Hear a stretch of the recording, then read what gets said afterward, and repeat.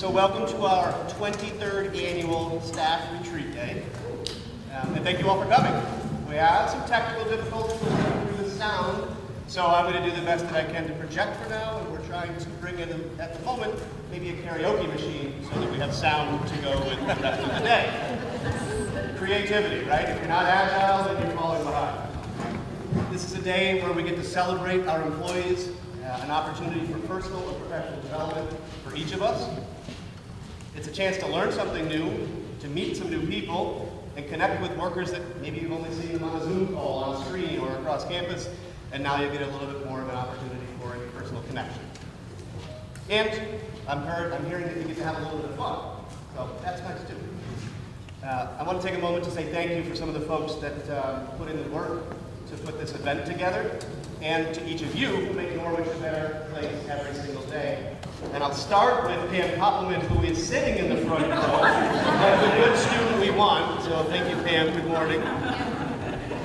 All right. I'll do the theme first. So this is the theme and title for this year's staff retreat day is Embracing Change, Building Our Current and Future State.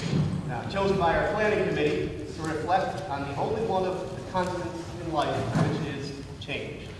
So today we have 18 unique workshops for you folks to attend, mostly taught by our own Norwich employees. And I want to say thank you now to the committee. So Samantha Augustus, and please stand as I call your name. If you're here, is Samantha here? Samantha is in the back of the room, front of the room. Hello, Samantha. Chris Cameron.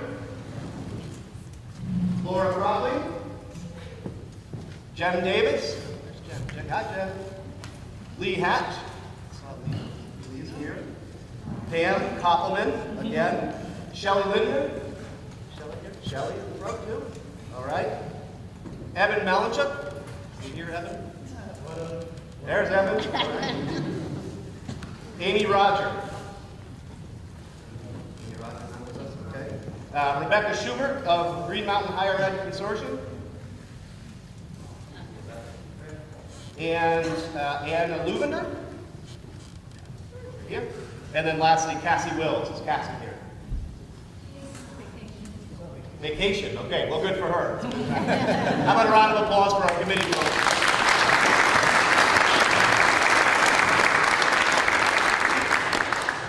All right.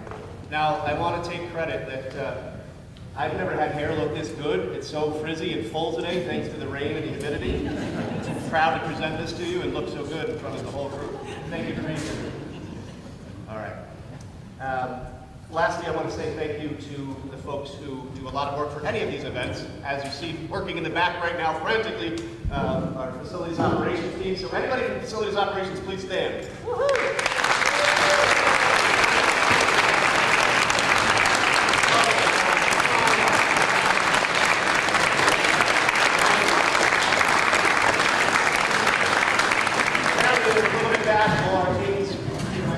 Tables full of our facilities crew, and you're not standing up. But thank you, Bijan and Bill and team, for putting these sort of events together. It takes a lot, everything from the AV equipment to the facility management and the tables and chairs and physical setup. Thank you, folks. And to Trina and our Smexo team. Trina in the room.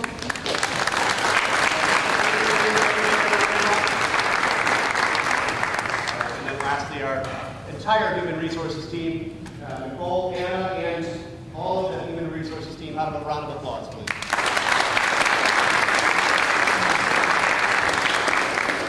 All right, and how about something fun? Who wants to win a prize first thing in the day today?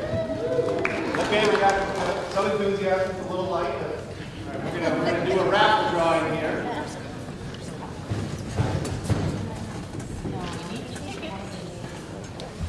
Oh.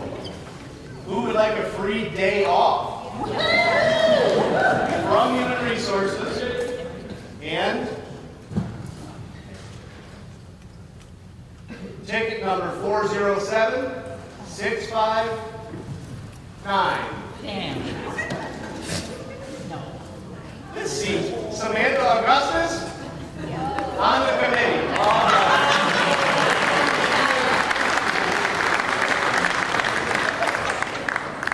All right.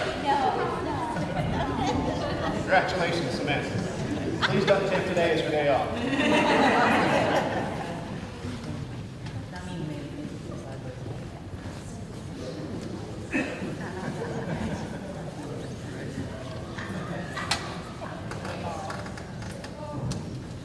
All right, so this is from Robin Saunders and CGCS, and it's a customized 8-inch by 8-inch ceramic tile gift certificate, right? And our winner is 407-681, Lisa Noble. Lisa, are you here? All right.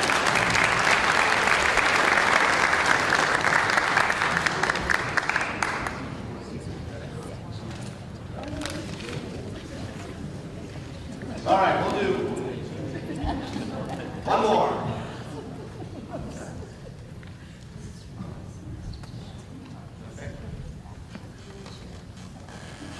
This is a backpack cooler chair combo from the Office of Institutional Compliance. There's nothing in here that should be, right? Oh, students are gone. I don't have to worry about that. All right, so our cooler back chair goes to our very own council and staff member, Bo Bicknell. Bo. Congratulations, Bo.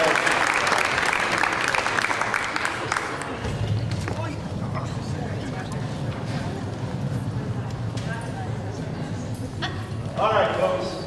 We'll do a little more of that at lunchtime. It's my privilege to introduce our 25th president of Norwich University, Lieutenant General John Broadmeadow, Norwich class of 1983. Is that right? Yes. All right. Class of 1983, United States Marine Corps retired president.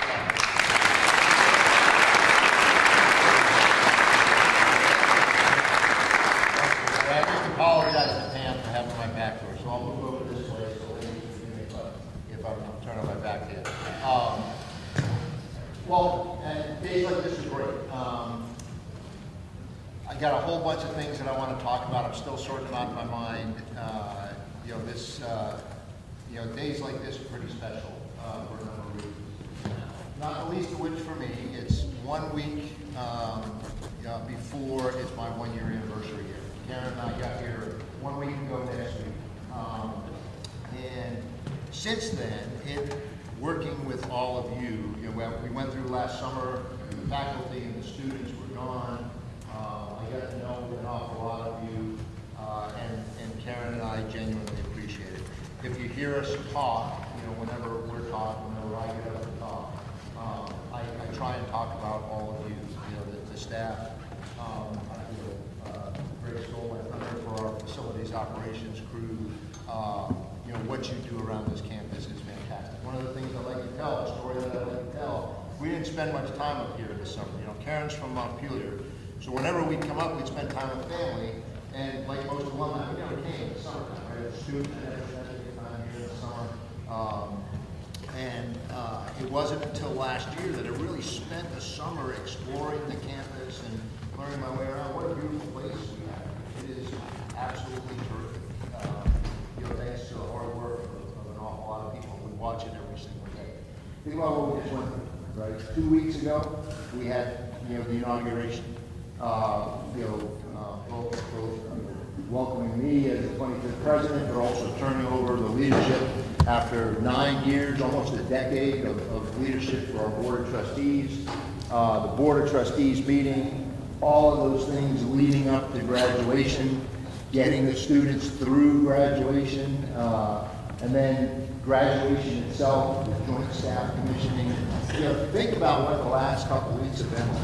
So today is a great day to just sit, listen to the program, get to know one another a little bit more besides just during the work and everything else. So to the folks that put this on, well done. I think this is a great thing. We were talking a little bit earlier about, I told Derek's program here, so I figured out all the stuff we're going to talk about today. And we were talking in the afternoon about what's been the hardest thing over the last year, what's been the biggest thing over the last year. And it's been just trying to learn. It's one of the things that I've really tried to do is just just learn what it is you all do. I had no idea about some of it. You know, some of it's pretty obvious. I run big organizations, I've run lots of facilities and things like that. But what you do is very unique and very special. We have a very special clientele in our students here. That is what we're here for all the time. And what I have seen is the absolute dedication that all of you have. And that's one of the first things that I've learned, that I don't know anybody that really understands the breadth of what it is that each one of you do out there. This is a complicated organization, and it does not run with one person or even a group of people. It takes everybody in this room. We don't have enough people to do the things that we do. I know that we need that all of you are working very, very hard, and I understand that. That's one of the biggest things that I've learned over the last year. One of the things that I've enjoyed, the staff council. You have a dedicated group of folks, all the staff council, if you could raise your hand, Ben and everybody else that's on the staff council. One of the things that I have truly enjoyed this year is getting to understand the shared governance of our organization, right? I come from a military background. Everybody thought I was just going to come in and start giving orders and all the rest, and I knew that wasn't what I needed to do. There are a number of organizations on this campus that help me do things, and I really want to give a round of applause to the staff council in the way that they represent you. So if you could, all of you.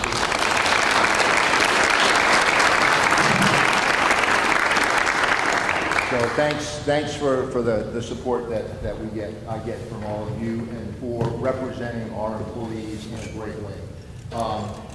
It's a team. This is a team.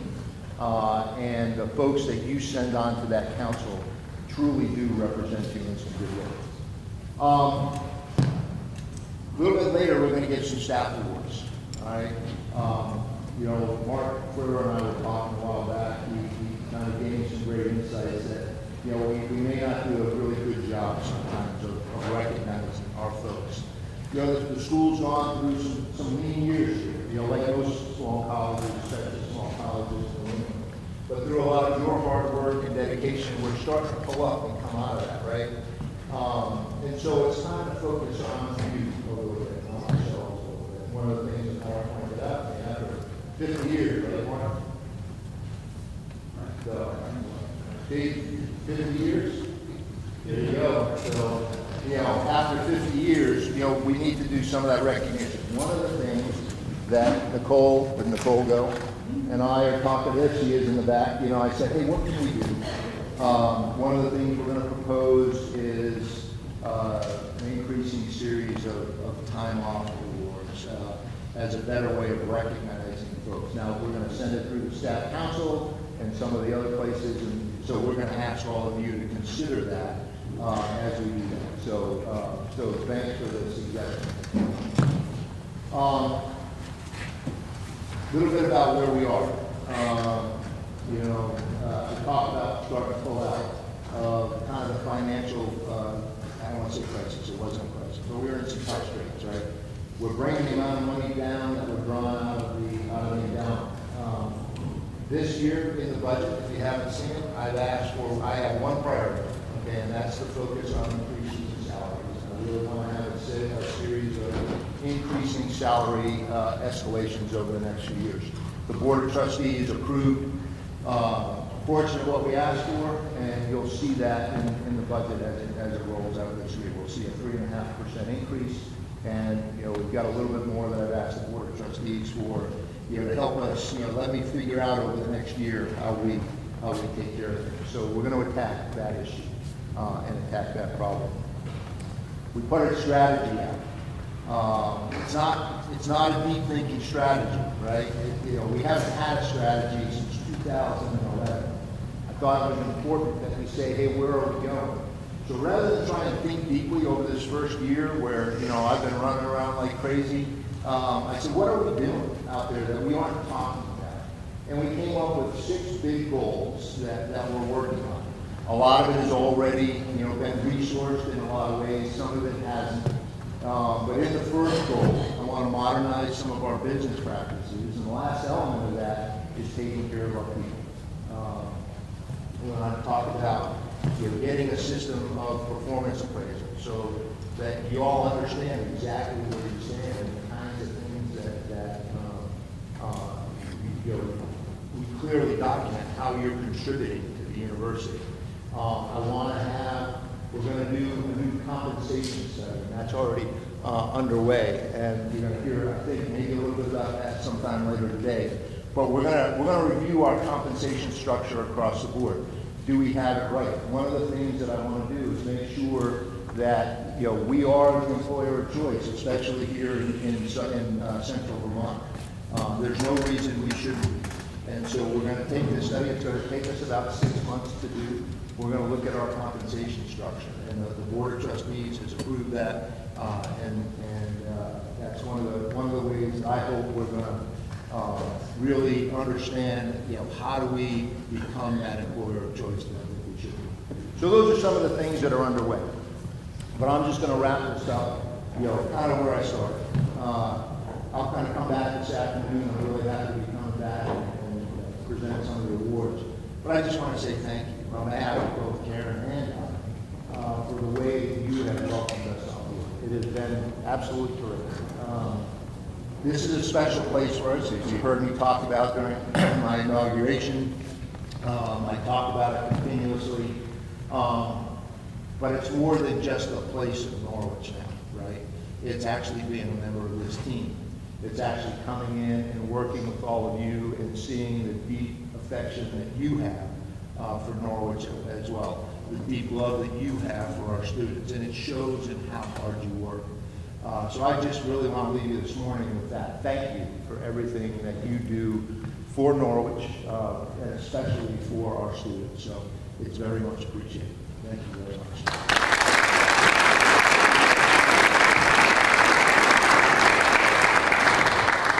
Thank you, sir.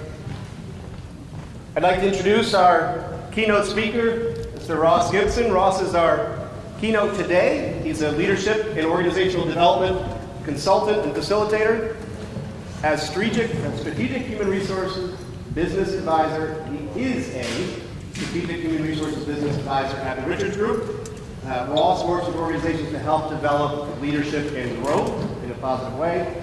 Prior to working as a consultant, Ross held a number of different human resources roles. He has a Bachelor of Arts in Social Psychology from Tufts University and a Master of Arts in Management from Brandeis University.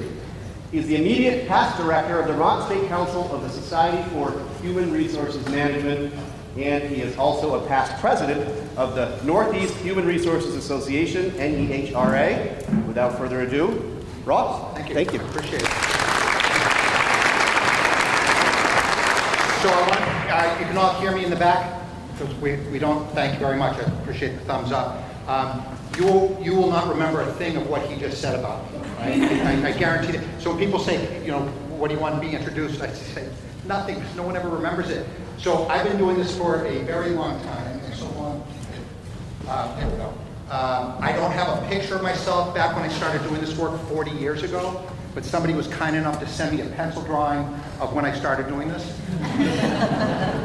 See, I look at my HR friends and they sit there and they go, yeah, that's not funny. I lost a little weight, so that's good, right? Okay, so we have technical difficulties. You cannot hear the videos, unfortunately, but that way I'm going to save a little bit of time and get us back on time. So I'll mention what the videos are. I'll send the MP4 so you can have them however you're going to distribute this information. This is a great video. So if you go on YouTube, you can just type in Air Force Trust.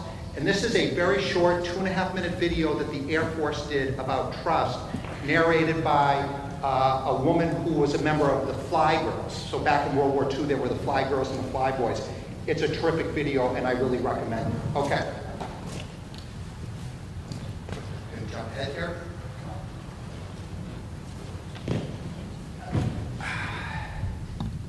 Okay. Building bridges, right? So this is a metaphor for where you're going as a university, where you're going as a group of people, where you're going as departments. And this is a terrific picture of the Sydney bridge in Australia, which is a very famous bridge, which was built almost 100 years ago. Think of the amount of trust that it took for those two sides to come together. And they have to come together within a 1/12 of an inch, or it's not going to work, right? But that bridge is built of very small fasteners and bolts. There's a great company in Rockingham, Vermont, Applied Bolting, and all they make there are the bolts that go on structures like this. And I was speaking with the president, and she was talking about how microscopic the measurements is to make sure that those bolts work together. And they say, the people that hire us to do this trust that we're going to get this right, because if we don't get this right, we don't have a business. You have to trust that that bridge is going to be built and it's going to come through. And for some reason, this does not want to work.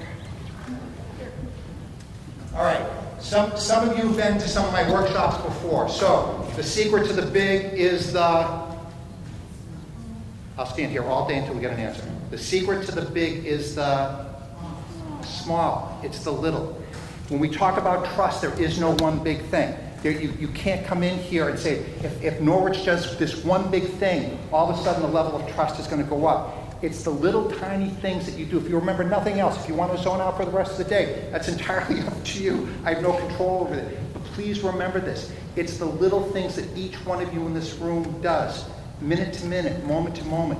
It's the next email you send. It's the next text message you send. A couple of you are doing it right now. That's okay.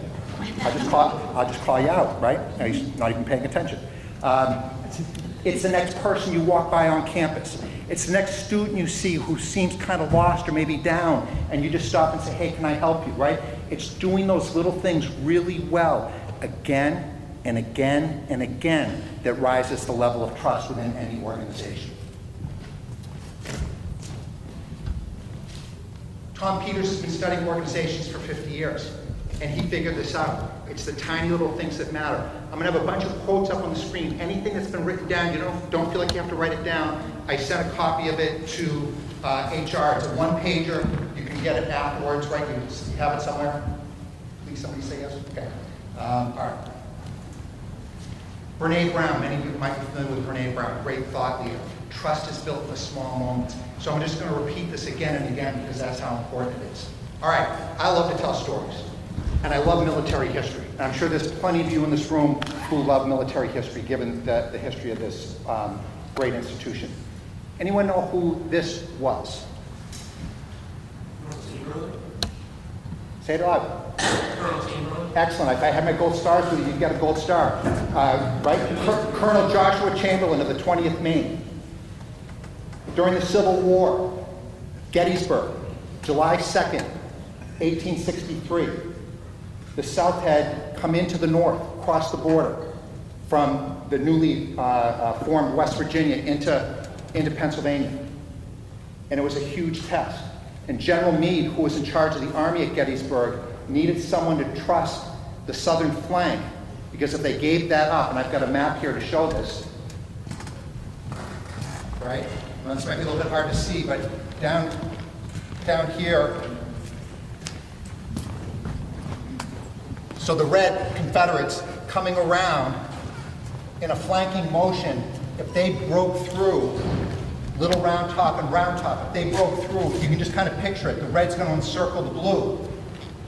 And the Civil War would have been completely different if that had happened. And General Meade trusted Colonel Chamberlain to hold the hill at Little Big Top. Now some of you, if you ever watched the movie Gettysburg with Jeff Daniels, great representation of this, they ran out of ammunition. They ran out of bullets. And they're standing there and the Confederates are coming up the hill. Chamberlain's men trusted his leadership. They trusted each other. Anybody know what they had to change to when they ran out of bullets? Bayonets. Knives. Charging down that hill. But they trusted that Chamberlain knew what he was doing.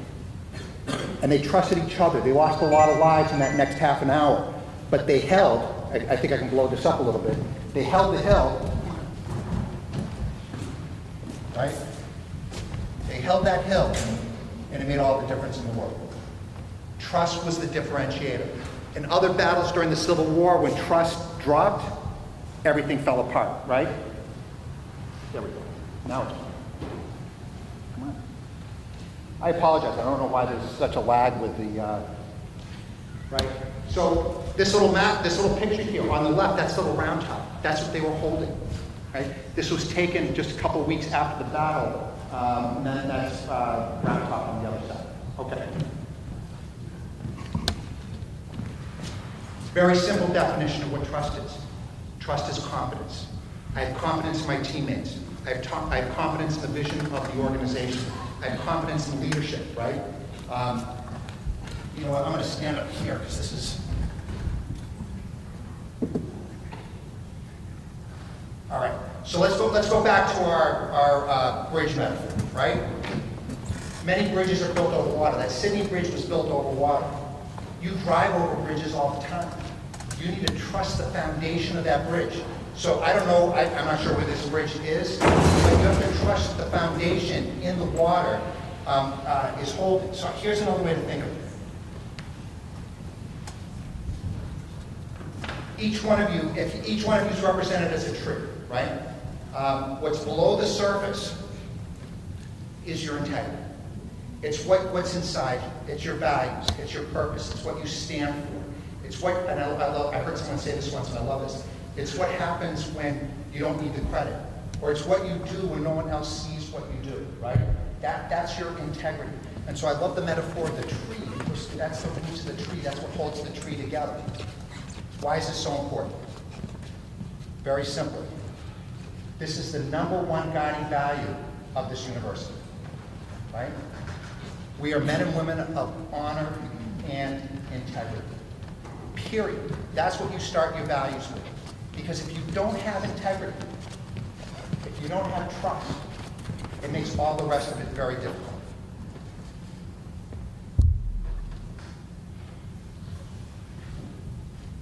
All right, I'm going to show this next video because even though we don't have sound, I've shown this video so many times, I can do this out loud. So I'm going to be the dad in the background, all right? And if we played the video, this is what you'd actually hear. Lauren, it's a trust fall. It's a trust fall. Ready? You just have to trust and fall back. Here we go. 1, 2, 3.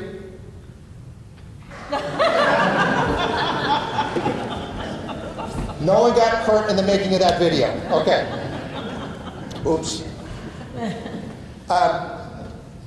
One of the things that you have to do, and you get great help from human resources on this, is you have to hire people. You just heard the president talking about the importance of not only hiring people, but then taking care of the people that are here. That's why he mentioned performance development, and he mentioned compensation, and he mentioned rewarding people for the years of service they have here. Those are very important. So, Warren Buffett. Anybody know who Warren Buffett is?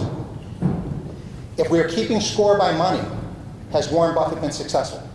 Yes. Probably the most successful person ever. He's now giving away all of his money. He just announced his retirement. I think he's 90 years old, right? Seriously, he's that old. This is what he said about hiring people.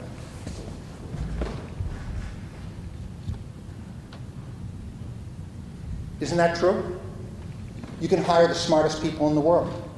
You can hire the Energizer Bunny, and I've hired those types of people, and they're off doing things. But if they don't have integrity, if they don't have honesty and caring and understanding and empathy, right? If you can't trust them, or if they don't trust you, the rest of it falls apart.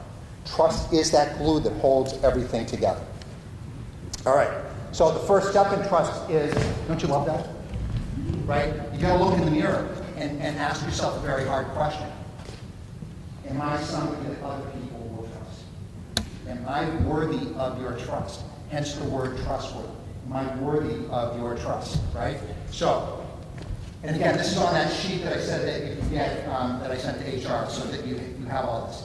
Stephen Covey, who wrote a great book called The Speed of Trust, said, look, in thinking about yourself, there's 3 things you have to do. The first is make and keep commitments to yourself. And the video's not going to play. Okay, so anybody familiar with Admiral McCrae? So write this down. This is a great YouTube video. He gave the commencement speech at the University of Texas in 2014. So, University of Texas, 2014, this will pop up. Anybody familiar with this? Do you remember what he said you need to do every single day? Make your bed. Make your bed. He said he learned this as a young Navy SEAL when he went through training. And they were on every single cadet and said the first thing you do every day is you make your bed. Why? Because you're making a commitment to yourself. You're making a commitment to excellence. And what he says is true. And by the way, I do make my bed every day. There's a real principle behind this. It's like, I trust myself. I'm going to take care of myself. And when you start every day with just doing that, you're building the commitment you make to yourself. It's absolutely brilliant. I think he wrote a whole book around this one thing. And you wouldn't think someone as successful as him, right? Admiral in the Navy, and he says the most important thing you can do is make your bed every day. Full stop. I wish we had a video. I'm going to get my exercise thing. This is good. Come on. Stand for something. What do you stand for? What's your purpose? Why are you here? About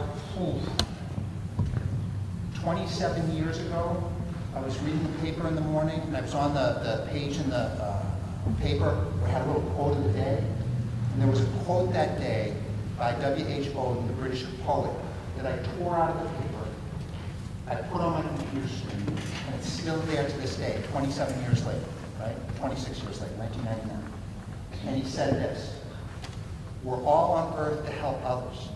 What on earth the others are here for, I don't know. Right? Funny play on words, right? Funny little saying. But in that moment, he said, that's what I stand for. Service, right? Any of you that have been in the service know this, right?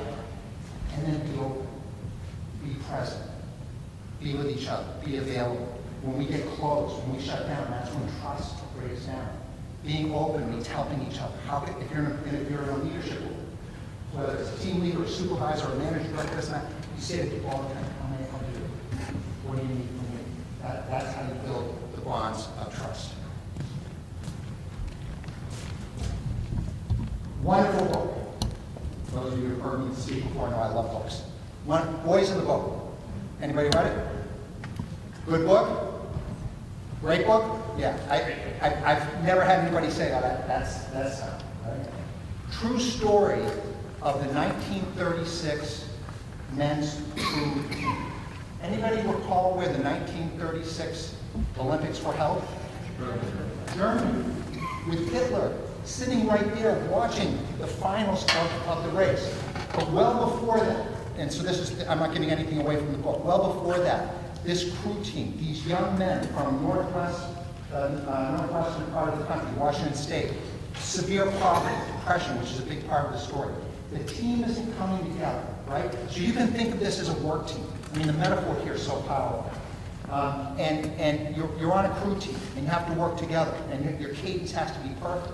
And it's not happening. They're not performing. They're not winning races. So in the book, the author spoke to the last living member of that team. His name was Joe.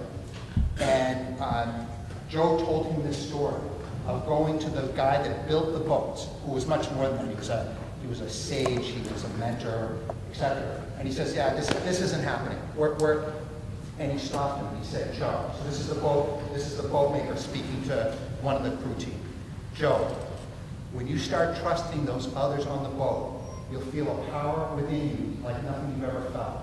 Sometimes you feel like you're rowing off the planet and you're rowing among the stars.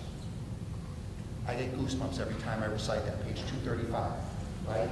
Because what he said is, you have to trust your teammates, right? And they have to trust you, because you have to be in perfect cadence. And once he got that inculcated with others on the team, the rest of the book is I couldn't put it down. I think I read it in 2 sittings. It was that good, right? And a true story. So, if you're the tree, you're at work, you don't work alone. None of you works alone. You work as part of teams. You work at the staff council that the president mentioned. That's a team across university, right? I love thinking of it this way. If you're a tree, your roots, your integrity, your honesty has to grow and be with others. What would happen if each one of those trees, their roots went down separately and a huge storm came over? What would happen?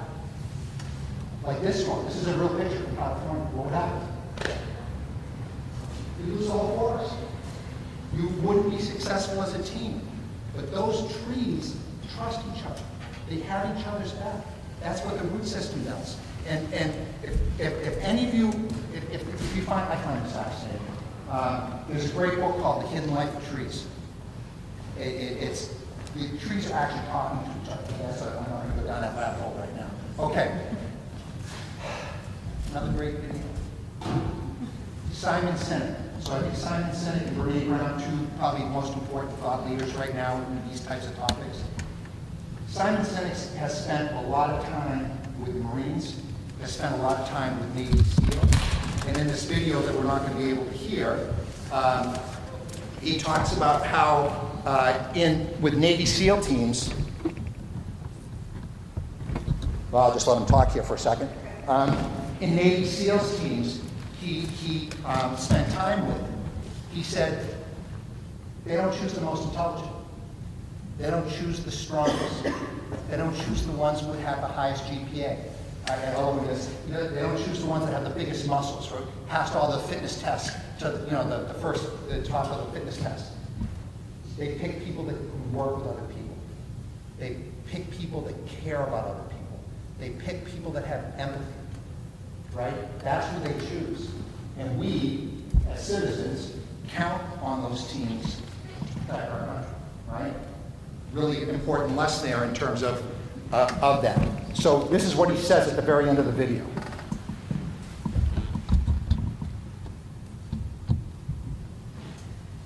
It's their willingness to be there for each other. If you want to build trust on your team, it starts with you. It's inside out. It's never, if you're waiting for somebody else, it's not going to happen. It starts with you. Are you there for other people on your team? When other people on your team need help, when you have a new person on your team, you spend time with that person to get them up to speed instead of, oh, that's a newbie. I'm not going to, right? I've seen this happen time and time again. Just happened with a client last week. They're shutting a new person out because she's coming in with new ideas, new ways of doing things, and they don't want to hear it. Because, have you ever heard this expression at Norwich? I'm sure you have. We've always done it this way. You hear the murmur in the room? We've always done it this way. Okay. And when you work with each other, and when you work well, and the Navy SEALs have figured this out, the most high-performing teams in the world have figured this out, there's a neurological reason why it feels good. When you're on a team that's kicking ass and taking names, you're releasing oxytocin. If you've ever been on a sports team that has done phenomenally well, I've coached a lot of baseball teams between my two kids growing up, and the best teams I ever had weren't the ones that had the superstars. It was the ones that worked well together, right? I had a hockey team once that I coached. The kids on this particular team loved to pass. I had to tell them to shoot and try to score because they loved helping each other, and they were very successful, right? Because it wasn't each kid trying to be the top goal scorer. It was they wanted to see who get the most assists. Wouldn't you want to coach a team like that? I know I did, right?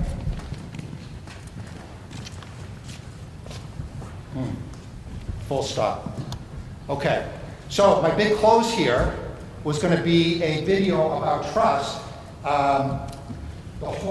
It's a bunch of quotes. It's on the back page of that one pager that I sent out, right?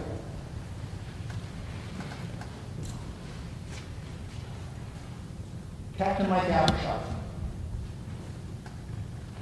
like most career naval officers, wanted to have command of a ship. He desperately wanted to have command of a ship. And he finally got the, now I'm going to draw a blank on the name of the ship because I had it on a different screen. But the ship he was given, if you remember McHale's Navy, if you're old enough to remember McHale's Navy, this was McHale's Navy. It's got the worst ship in the Navy. And if you're a former Navy or you're familiar with the Navy, they keep score of everything. They know what the top performing ship is of any size or class, and they know the bottom. He got the one at the bottom.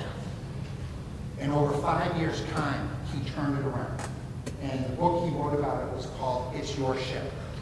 Because what he did was he built trust with the men and the women on that ship over the course of time.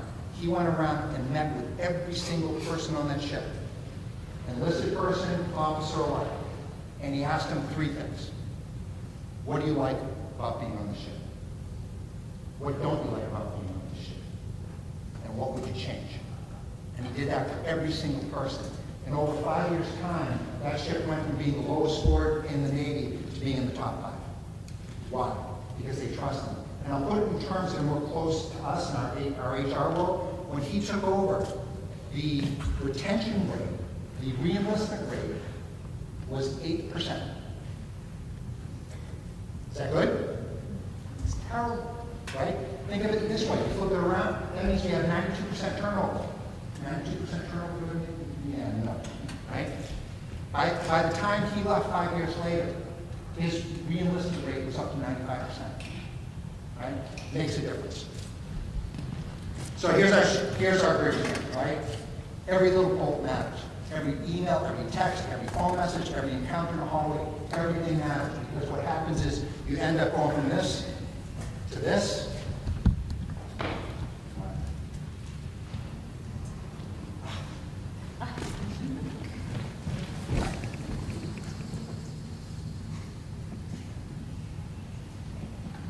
To this, and to this, where they celebrated the first day of the new millennium in Sydney, Australia, right? Beautiful. Okay. So, I think I have one last thing. The secret to the big is the always, right? So I'm doing a breakout session up at MAC. Some of you are going to join me up there. We're going to do a little bit deeper dive. Hopefully the audio will work there. And this is kind of my teaser for those of you that are joining us, because we're going to talk about Dr. Edmondson's work of helping creating more trusting organizations. So I apologize for the technical difficulties, but we made it through anyways. And so that's it. So I'll see some of you shortly. Enjoy the rest of the day.